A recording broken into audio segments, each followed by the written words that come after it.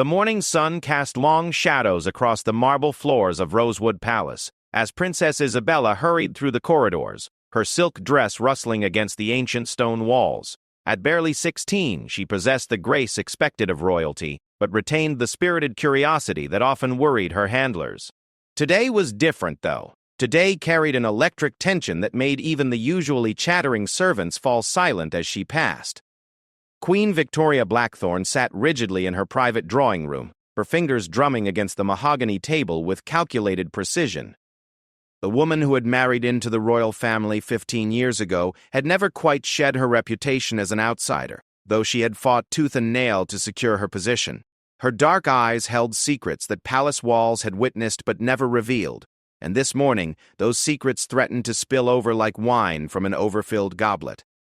The incident had begun 3 days earlier during the annual Harvest Festival preparation meeting. Princess Isabella, heir apparent to the Kingdom of Eldoria, had questioned certain budget allocations that seemed unusually generous toward Queen Victoria's personal charitable foundation. It wasn't the question itself that had sparked the conflict. It was the way Isabella had asked it, with the confident directness of someone who expected truthful answers and possessed the intelligence to recognize evasion.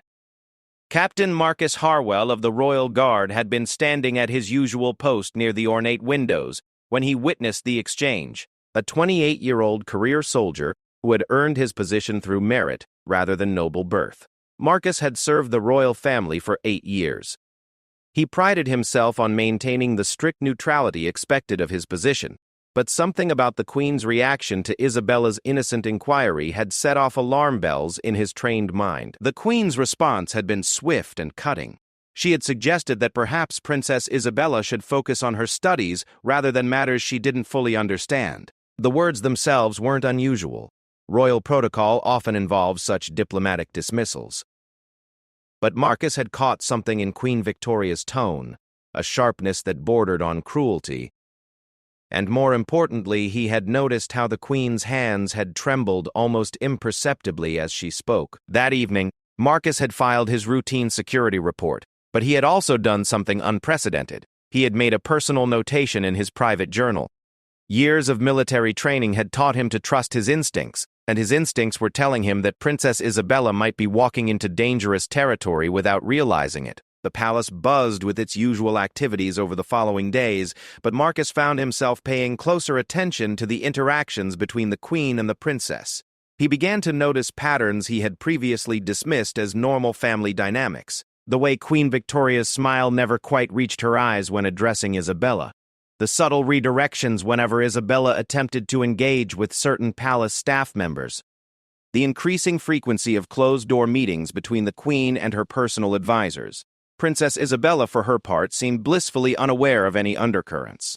She continued her daily routine of lessons with her tutors, charitable visits to local villages, and preparation for her upcoming 18th birthday celebration, which would mark her official entry into full royal duties.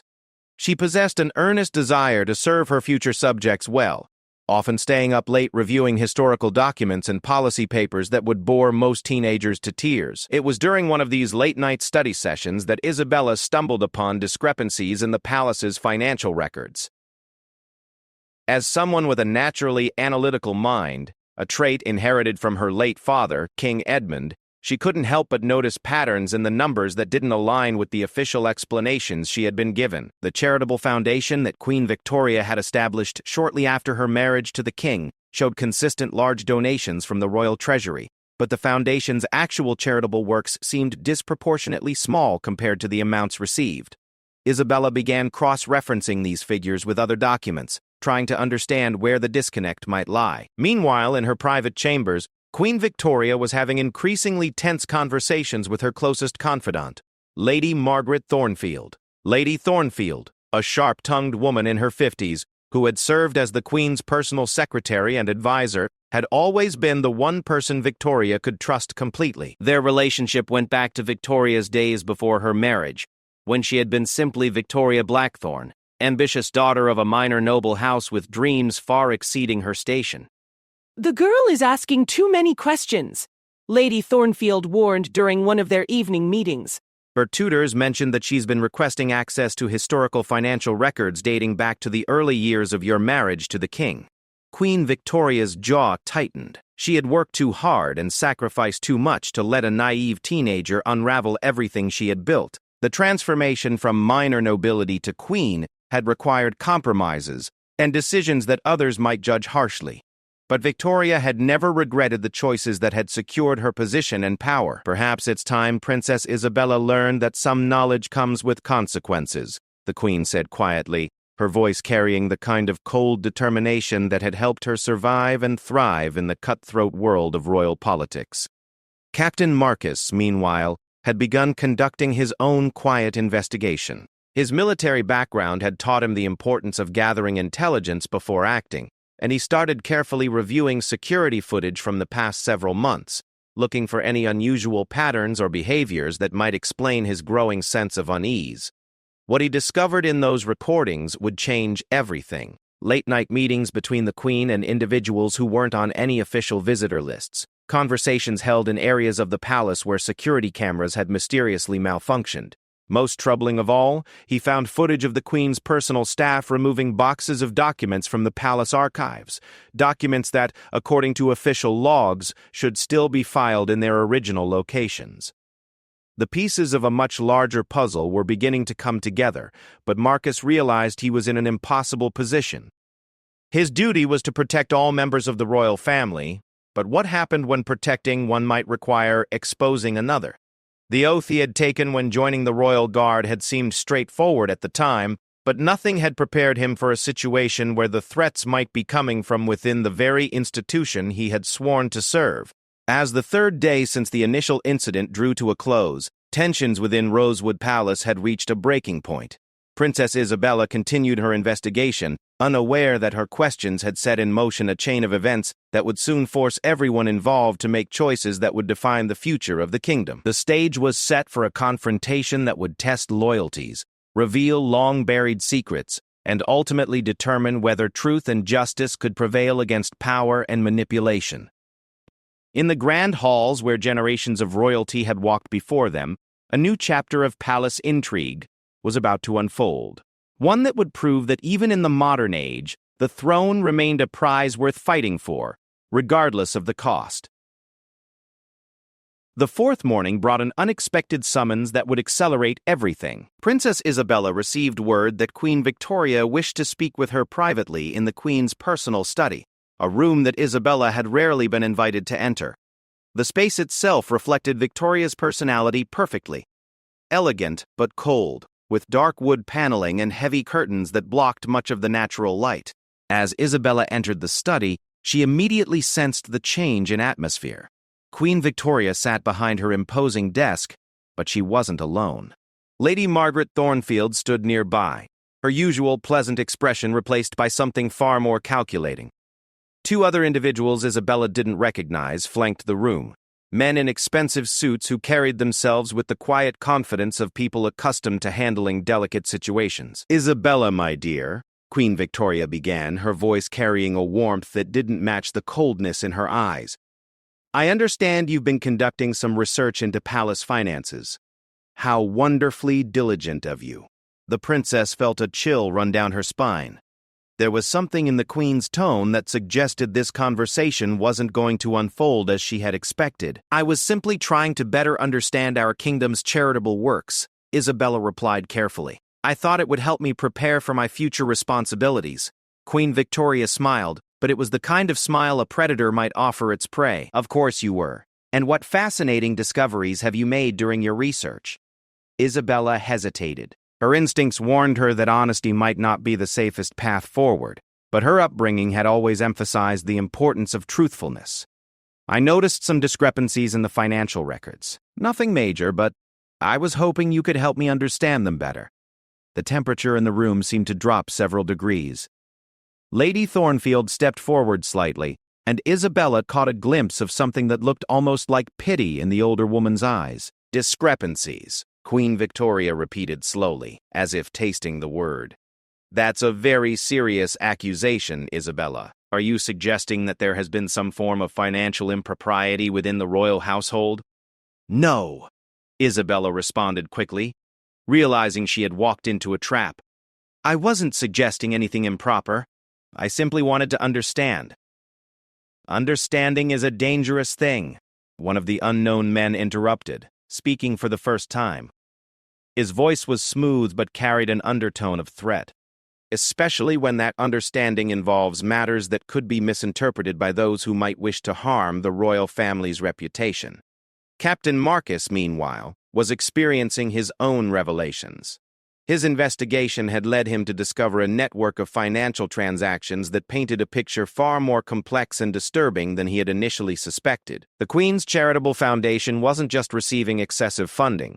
It was serving as a front for a sophisticated money laundering operation that involved several high-ranking government officials and international business interests. The realization hit him like a physical blow. Queen Victoria hadn't simply been skimming funds for personal use. She had been using her position to facilitate a criminal enterprise that reached into the highest levels of the kingdom's government. The implications were staggering, not just for the royal family, but for the stability of the entire nation. But Marcus also understood that he had uncovered information that powerful people would kill to protect. His military training kicked in as he began to consider his options. He could attempt to gather more evidence, but that would mean continuing to operate without backup while surrounded by potential enemies. He could try to contact outside law enforcement, but he had no way of knowing how far the corruption extended. The third option, the one that his oath as a royal guard demanded, was to protect Princess Isabella at all costs. If she continued her investigation, she would inevitably discover the same information he had found, and that would put her in mortal danger. Back in the Queen's study, the conversation had taken an even more ominous turn. Queen Victoria had risen from behind her desk and was now standing directly in front of Isabella, her presence suddenly seeming much more intimidating than it ever had before. I'm going to explain something to you, my dear Isabella, the Queen said, her voice dropping to barely above a whisper. There are certain realities about ruling that your father never had the chance to teach you before his untimely death. Sometimes maintaining stability and protecting the greater good requires making compromises that might seem questionable to those who lack experience and wisdom. Isabella's mind raced as she tried to process what she was hearing. The Queen seemed to be suggesting that her father, King Edmund, had been aware of whatever was happening with the finances. But that couldn't be true. Her father had been a man of impeccable integrity, beloved by his subjects for his honesty and fairness. My father would never have approved of anything dishonest, Isabella said firmly, finding her courage despite the increasingly threatening atmosphere. Lady Thornfield made a soft sound that might have been a laugh or a sigh. Your father, God rest his soul, was an idealist. He believed that being good was the same as being effective, but the world is far more complicated than he ever understood. One of the unknown men stepped closer, and Isabella noticed for the first time that he was positioned between her and the door. The realization that she might be in actual physical danger began to penetrate her consciousness. The question now, Queen Victoria continued, is what we do with your newfound curiosity. You see, Isabella, knowledge is like a double-edged sword. It can be used to help or to harm, and the choice of how to use it often determines whether the person wielding it survives the experience. The threat was no longer veiled. Princess Isabella understood that she had stumbled into something far more dangerous than simple financial irregularities. She was looking at evidence of criminal conspiracy that reached into the highest levels of government, and the people responsible were making it clear that they viewed her as a threat to be eliminated. Captain Marcus had reached his own moment of decision. Through careful observation and strategic positioning, he had determined that Princess Isabella was currently meeting with Queen Victoria in circumstances that raised every red flag his military training had taught him to recognize. The unusual presence of unidentified personnel in the palace, the sudden restriction of access to certain areas, and the general atmosphere of tension all pointed to a situation that was about to escalate dramatically. He made his choice. Breaking with protocol for the first time in his career, Marcus activated the emergency communication system that connected him directly to select members of the Royal Guard who he knew he could trust absolutely. His message was brief but clear. Code Silver. Princess Isabella. Queen's study. Immediate response required. Within minutes, the palace's most loyal and trusted guards were moving into position. Marcus had gambled everything on his judgment that Princess Isabella was in immediate danger, and there would be no going back from this moment. In the Queen's study, the conversation had moved beyond threats to something approaching negotiation. Queen Victoria was attempting to convince Isabella that joining the conspiracy would be preferable to opposing it. "You could have everything you've ever wanted," the Queen explained. "Wealth, power, influence that extends far beyond the borders of our little kingdom. All you have to do is demonstrate that you understand the realities of modern governance." Isabella looked around the room at the faces surrounding her. People who had been part of her life for years. People she had trusted. People who were now revealing themselves to be something entirely different from what she had believed them to be. Her response, when it came, was delivered with the quiet dignity that had been bred into her from birth. "I would rather have nothing than gain everything through dishonesty and betrayal." The silence that followed her words was broken by the sound of approaching footsteps in the corridor outside. Multiple sets of footsteps, moving with the purposeful rhythm of trained soldiers. Queen Victoria's expression shifted from confident persuasion to something approaching panic. She had expected to be able to handle one naive teenager, but the approaching sound suggested that the situation had become far more complicated than she had anticipated. The confrontation that was about to unfold would determine not just the fate of Princess Isabella, but the future of the entire kingdom. Forces had been set in motion that could no longer be controlled or contained, and everyone involved was about to discover the true cost of their choices. The heavy oak doors to Queen Victoria's study burst open with a force that sent them crashing against the interior walls. Captain Marcus entered first, his hand resting on the grip of his ceremonial sword, followed by 6 of the Royal Guard's most trusted members. The sight that greeted them confirmed Marcus's worst fears. Princess Isabella stood trapped in the center of the room, surrounded by individuals whose intentions were clearly hostile. "Your Majesty," Marcus addressed Queen Victoria with the formal respect that protocol demanded, though his voice carried undertones of steel. "I must respectfully request that you step away from Princess Isabella immediately." The Queen's composure, which had remained intact even during her confrontation with Isabella, finally began to crack. The presence of the Royal Guard represented a level of escalation she hadn't anticipated, and the realization that her carefully laid plans were unraveling sent a surge of desperation through her. "Captain Harwell," she replied, attempting to regain control of the situation, "you are grossly overstepping your authority. I am having a private conversation with my stepdaughter, and your interference is both inappropriate and insubordinate."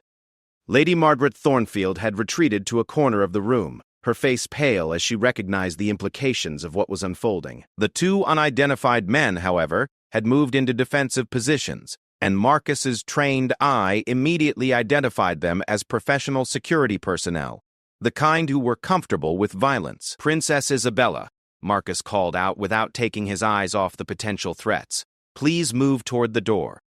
Isabella had never been so relieved to hear another person's voice. The past hour had felt like a nightmare from which she couldn't wake, as people she had known her entire life revealed themselves to be capable of betrayal and worse. She began to move toward Marcus and the other guards, but one of the unknown men stepped into her path. "I don't think that would be wise," the man said calmly. His hand moved slightly, and Marcus caught a glimpse of a weapon concealed beneath his jacket. The situation had officially crossed the line from political intrigue into potential violence. Marcus made a series of quick hand signals to his men, and the Royal Guard spread out in a formation designed to control the room while minimizing the risk to Princess Isabella. "Sir," Marcus addressed the man blocking Isabella's path, "you are interfering with the safety and security of a member of the royal family. I strongly advise you to reconsider your position." Queen Victoria realized that her last chance to maintain control of the situation was slipping away. The careful balance of power she had maintained for years was crumbling, and soon there would be investigations, questions, and revelations that would destroy everything she had worked to build. "Captain Harwell," she said, her voice taking on a tone of royal command that she rarely employed, "you are clearly confused about what you think you're witnessing here. I order you to withdraw your men immediately and return to your regular duties." Marcus felt the weight of the oath he had sworn when joining the Royal Guard, an oath that bound him to obey the commands of the royal family. But he also understood that his primary duty was to protect the kingdom and its rightful heir. The conflict between these obligations created a moment of profound internal struggle. "Your Majesty," he replied slowly, "with the greatest respect, I believe Princess Isabella may be in danger, and my oath requires me to prioritize her safety above all other considerations." The declaration was unprecedented. Never in the modern history of the Royal Guard had an officer openly defied a direct order from a ruling monarch. The action would either be viewed as the highest form of duty and loyalty, or as treason deserving of the severest punishment. Princess Isabella, meanwhile, had been observing the exchange with growing understanding of the impossible position Marcus had placed himself in. Her admiration for his courage was mixed with concern for what his defiance might cost him. "Queen Victoria," Isabella said, addressing her stepmother with newfound formality, "perhaps we should allow Captain Harwell and his men to escort me to safety while we continue our conversation at a later time, when circumstances are less tense." It was a diplomatic attempt to de-escalate the situation, but Queen Victoria was beyond caring about diplomacy. Years of careful planning and manipulation were being threatened by a teenage girl's curiosity and a soldier's conscience, and the fury building within her was no longer containable. "There will be no escort," the Queen declared. "Isabella, you will remain here until we have finished our discussion. Captain Harwell, you and your men will leave immediately, or I will have you arrested for insubordination and treason." The standoff had reached its breaking point. Marcus realized that Queen Victoria was prepared to use force to maintain her position, and that meant Princess Isabella's life was in immediate danger. The time for protocol and diplomatic solutions had passed. "Guards," Marcus commanded, "secure the princess." What followed was a carefully choreographed ballet of trained professionals. The royal guards moved with precision born from years of practice, isolating the threats while creating a protective barrier around Isabella. The two unknown men attempted to resist, but they were outnumbered and outmaneuvered by soldiers who had trained for exactly this type of situation. Queen Victoria found herself watching helplessly as her last desperate gambit collapsed around her. The financial conspiracy she had spent years building was about to be exposed. Her position was compromised beyond repair, and the stepdaughter she had underestimated was about to escape her control entirely. "You have no idea what you've done," she said to Marcus, her voice carrying a mixture of rage and desperation. "The people involved in this go far beyond the palace walls. You think you're protecting Isabella, but you've just painted a target on her back that will follow her for the rest of her life." Marcus processed this information with the analytical mind of a military strategist. If Queen Victoria was telling the truth, then removing Isabella from immediate physical danger was only the first step in a much larger challenge. They would need to identify all the participants in the conspiracy, gather evidence of their crimes, and neutralize threats that might come from unexpected directions. "Your Majesty," Marcus replied, "if there are additional threats to Princess Isabella's safety, then we will address them as they arise. But our immediate priority is removing her from this room and this situation." As the royal guards escorted Isabella toward the door, she turned back to look at the woman who had been part of her life for so many years, the queen who had raised her after her father's death, who had attended her birthday celebrations and offered guidance during difficult times, had revealed herself to be someone entirely different. "Why?" Isabella asked simply. "Why did it have to come to this?" Queen Victoria's answer, when it came, was delivered with a weariness that seemed to age her before their eyes. "Because power is the only thing that matters in this world, Isabella. Everything else, love, loyalty, honor, they're all illusions that people use to comfort themselves. I learned that lesson the hard way, and I had hoped to spare you the same painful education." It was a philosophy that Isabella found both tragic and revolting. The idea that human relationships were merely tools for gaining advantage struck at the core of everything she believed about leadership and service. "I'm sorry you feel that way," Isabella replied. "I hope someday you'll discover that you were wrong." As the guards moved Isabella out of the study and into the relative safety of the corridor, Marcus remained behind for a moment to address Queen Victoria directly. "Your Majesty, I regret that circumstances have led to this confrontation. However, I want you to understand that Princess Isabella will be under the protection of the Royal Guard until this situation is fully resolved." Any attempt to harm her or intimidate her will be met with the full force of our response."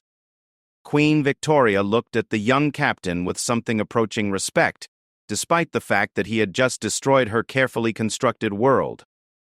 "You realize, Captain, that you've probably ended your own career and possibly your life by choosing to defy me." Marcus nodded solemnly. "Yes, Your Majesty. But some choices are worth making regardless of the personal cost." As he turned to leave, Queen Victoria called out one final warning. "The investigation that will follow this incident will reveal things about this kingdom that will shock you, Captain. I hope you're prepared for the possibility that the truth might be more complicated than you expect." Marcus paused in the doorway without turning around. "Your Majesty, I've learned that truth is always complicated, but that doesn't make it any less worth pursuing." The immediate crisis had been resolved, but everyone involved understood that this was merely the end of the beginning. The real battle for the future of the kingdom was about to begin, and the forces they would face would test every principle and conviction they held dear. The secure wing of Rosewood Palace had never felt more like a fortress than it did in the hours following Princess Isabella's dramatic rescue. Captain Marcus had established a protective perimeter around the princess's quarters, with trusted guards maintaining constant surveillance, while investigators began the delicate process of unraveling Queen Victoria's conspiracy. Princess Isabella sat in her private sitting room, still processing the magnitude of what she had discovered. The woman who had helped raise her, who had comforted her after nightmares and celebrated her achievements, had been living a lie for more than a decade. The betrayal cut deeper than any political scandal. It was personal, intimate, and devastating. Marcus entered the room carrying a thick folder of documents, his expression grim. "Your Highness, I need to brief you on what our preliminary investigation has uncovered. I'm afraid the situation is even more complex than we initially realized." Isabella looked up from the tea she had been absently stirring. "Worse than discovering my stepmother is a criminal? I'm not sure I'm prepared for that possibility. The financial conspiracy we've uncovered involves at least 12 high-ranking government officials, including 3 members of Parliament and the Minister of Treasury," Marcus explained as he settled into a chair across from her. "The amounts involved are staggering. We're looking at potentially hundreds of millions diverted from the royal treasury over the past 8 years. The princess felt a wave of nausea wash over her. 8 years? But that means it started while my father was still alive. Are you suggesting he was involved?" Marcus had been dreading this moment. "Your Highness, our evidence suggests that your father discovered the conspiracy approximately 6 months before his death. We found encrypted communications between him and several trusted advisors indicating that he was planning to expose the entire operation. The implications hung in the air like a toxic cloud. King Edmund's sudden death in a hunting accident had shocked the kingdom, but everyone had accepted it as a tragic twist of fate. The possibility that it might have been something more sinister opened up questions that neither Isabella nor Marcus wanted to consider. "You're suggesting that my father was murdered?" Isabella said quietly, her voice barely above a whisper. "I'm suggesting that we need to investigate that possibility," Marcus replied carefully. "The timing is suspicious, and the people involved in this conspiracy had billions of reasons to prevent your father from exposing them." Meanwhile, in another part of the palace, Queen Victoria was experiencing her own crisis. Under house arrest in her private chambers, she found herself facing the collapse of everything she had worked to achieve. Lady Margaret Thornfield sat across from her, both women understanding that their long partnership was about to end in scandal and potentially criminal prosecution. "The accounts in Switzerland and the Cayman Islands are already frozen," Lady Margaret reported. "Our contacts in the government are distancing themselves as quickly as possible. We're being abandoned by everyone who benefited from our arrangement." Queen Victoria stared out the window at the gardens she had redesigned after marrying King Edmund. "I should have anticipated this possibility. Isabella is more like her father than I gave her credit for. Too honest for her own good, and too stubborn to let sleeping dogs lie." "What do you want me to do with the remaining evidence?" Lady Margaret asked. "There are still documents that could implicate others, information that might be valuable for negotiating reduced sentences." The Queen considered this carefully. She had spent years accumulating information about the corrupt officials who had participated in her scheme, partly as insurance against exactly this situation. The question now was whether she should use that information to protect herself or whether she should accept responsibility for her actions. "Burn it all," she decided. "I won't destroy other people's lives to save myself. I made my choices, and I'll face the consequences. It was perhaps the first genuinely noble decision Victoria had made in years, though it came far too late to redeem the damage she had already caused. Back in Isabella's quarters, the investigation was revealing new layers of complexity with each passing hour. Marcus had assembled a team of the kingdom's most trusted legal and financial experts, and their preliminary findings painted a picture of systematic corruption that reached into virtually every aspect of government. The charitable foundation was just the tip of the iceberg, explained Elizabeth Cromwell, the kingdom's former deputy attorney general, who had been called out of retirement to assist with the investigation. We've identified shell companies, offshore accounts, and a network of business relationships that allowed millions to be siphoned from public funds and redirected into private hands. Isabella struggled to process the scope of what she was hearing. How could something this large go undetected for so long? Because the people responsible were very smart and very patient, Cromwell replied. They didn't get greedy all at once. They built the system gradually, made sure the amounts being stolen were always small enough to escape notice individually, even though they added up to enormous sums over time. Marcus added another disturbing element to the briefing. We've also discovered that several international business deals negotiated during the past decade were structured to benefit the conspiracy members personally. Trade agreements, development contracts, even some diplomatic arrangements were influenced by financial considerations rather than what was best for the kingdom. The realization that her country's foreign policy had been corrupted for personal gain struck Isabella like a physical blow. She had grown up believing in the nobility of public service, in the idea that those who held power did so for the benefit of their people. The systematic betrayal of that trust felt like a fundamental violation of everything she had been taught to value. What happens now? She asked. Now we gather evidence, build prosecutable cases against everyone involved, and try to recover as much of the stolen money as possible, Cromwell explained. It's going to be a long process, and it's going to attract international attention. The kingdom's reputation will suffer significantly. Marcus leaned forward in his chair. Your Highness, there's something else you need to consider. Once this information becomes public, there will inevitably be questions about the royal family's competence and oversight. Some people will argue that if the Queen could operate such extensive criminal enterprise without detection, then perhaps the monarchy itself is too corrupt or incompetent to continue. Isabella felt the weight of responsibility settling on her shoulders like a lead cloak. At barely 17, she was facing the possibility that the actions of her stepmother might destroy the 1,000-year institution she was destined to inherit. Are you suggesting I should consider abdicating? She asked. I'm suggesting you need to prepare for the possibility that you'll face significant pressure to do exactly that, Marcus replied. There will be political parties and media organizations that use this scandal to argue for the establishment of a republic. The prospect of losing the throne was less troubling to Isabella than the idea that her father's memory might be tainted by association with the corruption. King Edmund had been beloved by his people, and she couldn't bear the thought that his legacy might be destroyed by crimes he had tried to prevent. What would my father have done? She asked, more to herself than to the others in the room. Cromwell, who had known King Edmund personally, provided an answer that cut straight to the heart of the matter.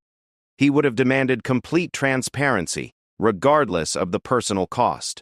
He would have insisted that every crime be exposed and every criminal be prosecuted, even if it meant destroying his own reputation in the process. Isabella nodded slowly, feeling a sense of clarity emerging from the chaos of emotions and information swirling around her. Then, that's what we'll do.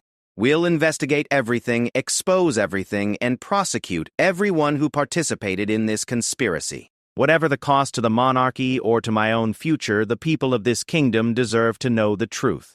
Marcus felt a surge of admiration for the young woman sitting across from him. In the space of a few hours, she had been betrayed by someone she trusted, learned that her father might have been murdered, and discovered that her inheritance was tainted by years of systematic corruption. Yet her response was to demand accountability and transparency rather than to look for ways to minimize the damage to herself. Your Highness, he said formally, it will be my honor to assist you in that endeavor, regardless of where the investigation leads. As the evening wore on and the team continued their work, Isabella found herself thinking about the conversation she had overheard between Queen Victoria and Lady Thornfield weeks earlier. At the time, she hadn't understood the significance of their whispered discussions about necessary compromises and protecting interests. Now she realized she had been listening to criminals planning their next moves. The girl who had awakened that morning as a sheltered princess was ending the day as a young woman who understood that leadership sometimes required making choices that would define not just her own future, but the future of everyone she would one day serve. The weight of that responsibility was overwhelming, but she was determined to prove worthy of the trust her people would place in her. The battle for the soul of the kingdom was just beginning, and Princess Isabella was about to discover whether she possessed the strength and wisdom necessary to lead her people through the storm that was coming. 6 months after the confrontation in Queen Victoria's study, the kingdom of Eldoria had been transformed by revelations that continued to shock the nation and the international community. Princess Isabella, now 18 and having officially assumed many royal duties, stood before the floor-to-ceiling windows of the throne room, watching as protesters and supporters gathered in the square below. The investigation had proven even more extensive than anyone had initially imagined. Queen Victoria's conspiracy had involved not just government officials and business leaders from Eldoria, but also international criminal organizations that had used the kingdom's banking system to launder money from drug trafficking, arms dealing, and human trafficking operations around the world. Captain Marcus, now promoted to head of royal security following his courage during the initial crisis, entered the throne room carrying the final report from the international task force that had been investigating the conspiracy. "Your Highness," he said, offering a formal bow despite the fact that they had developed a friendship based on mutual respect and shared trials. "The prosecutors have reached plea agreements with the last of the defendants. The total amount recovered from hidden accounts now exceeds $3 billion. Isabella turned from the window, and Marcus noted how much she had matured in the months since the crisis began. The sheltered teenager had been replaced by a young woman who carried herself with the dignity and gravity appropriate to her position, but who had also retained the essential compassion and integrity that made her worthy of the crown she would one day wear." "And Queen Victoria?" Isabella asked, though she was not sure she wanted to hear the answer. "She refused the plea agreement," Marcus reported. "She's insisted on a full trial, and her legal team has indicated she intends to accept responsibility for her actions without attempting to implicate others or minimize her role." Isabella felt a complex mixture of emotions at this news. Part of her was relieved that Victoria wasn't going to drag other people down with her, but she was also saddened that the woman who had helped raise her had chosen a path that would likely result in a life sentence in prison. "Has she requested to see me?" Isabella asked. "Several times," Marcus admitted, "but I've advised against it until after the trial. Her legal team might try to use any conversation you have as evidence of reconciliation or forgiveness that could influence her sentencing." Isabella nodded, understanding the political realities even as she struggled with the personal dimension of the situation. She had loved Queen Victoria as a mother figure, and that love didn't simply disappear when faced with evidence of betrayal and criminality. The investigation had also revealed the truth about King Edmund's death, and that revelation had been perhaps the most difficult for Isabella to process. Forensic experts examining evidence that had been preserved from the hunting accident had discovered traces of a rare neurotoxin that could cause the kind of sudden collapse that had led to the fatal fall from his horse. Queen Victoria had not been directly involved in the murder.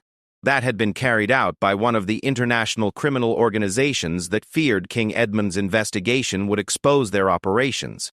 But she had known about the plan and had chosen not to warn him, calculating that his death would allow her to continue her criminal activities without interference. The knowledge that Victoria could have prevented her father's death, but had chosen not to do so, had nearly broken Isabella's spirit.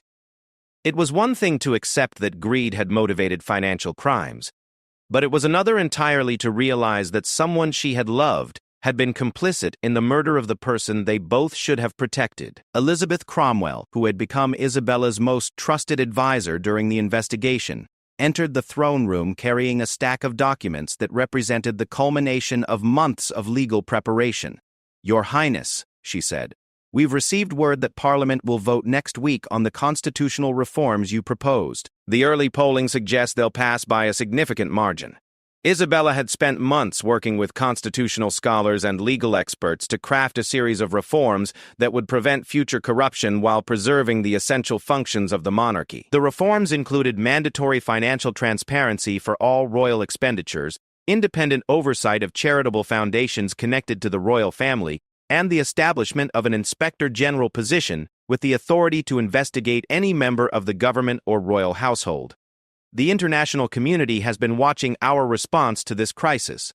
Cromwell continued. Several other constitutional monarchies have indicated they're considering implementing similar transparency measures.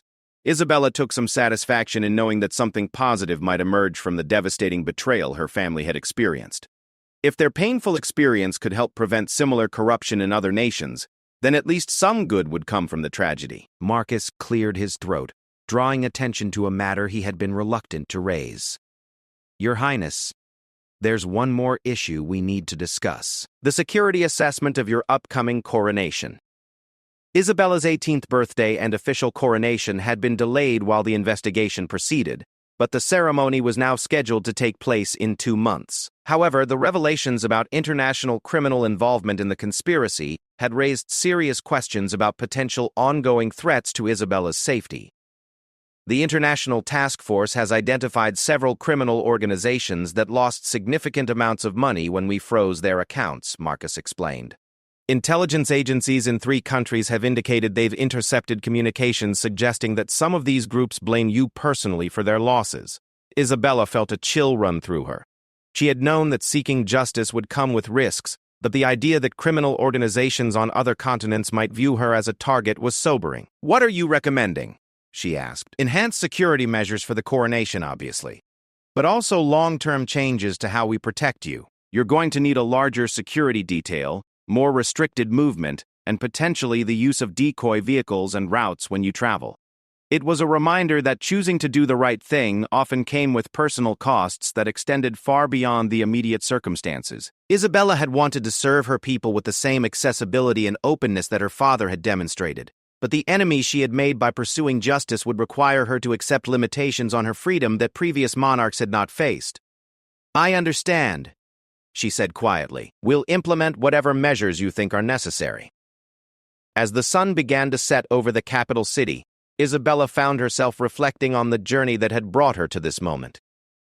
6 months ago, she had been a naive teenager whose biggest concern was mastering her French conjugation homework. Now she was a young woman who had stared down corruption at the highest levels of government, helped expose international criminal conspiracies, and accepted the reality that powerful enemies would spend years trying to harm her for the choices she had made.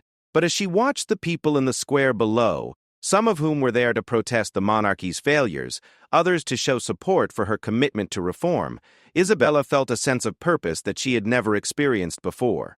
This was what leadership meant, making difficult decisions, not because they were popular or safe, but because they were right. Captain Harwell, she said, using Marcus's formal title despite their friendship.